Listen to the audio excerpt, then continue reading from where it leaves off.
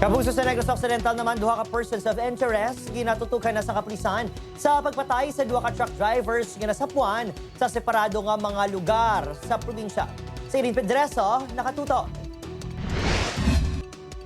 Base sa mga natipon nga ebidensya, ginalantaw sang kapulisan nga posible kakilala o kung kaupod sa trabaho sa duha ka mga truck drivers ang nagtiro patay sa ila sa duha ka separado nga mga lugar sa tinilikdan nga Huwebes, Oktubre 3. Sunod sa Talisay City Police, duha na ka persons of interest nga ginatutukan sa pagpatay kanday Marjun Bandala nga nasapuan sa Barangay Zone 15 Talisay City, kag Armando Sipocado Jr. nga nasapuan naman sa Barangay Hagimit, La Carlota City.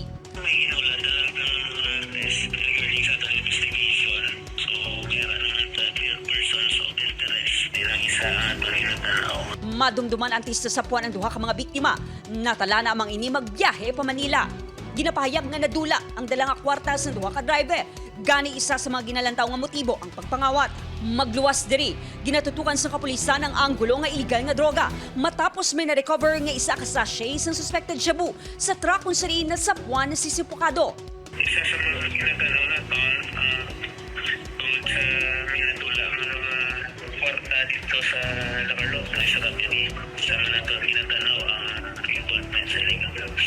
Nagtukod na sa Special Investigation Task Group ang Negros Occidental Police Provincial Office nga magatutok sa kaso nga pagpatay sa duha ka truck drivers. Upod Keruel Manggoy, Eileen Pedraso, Western Visayas.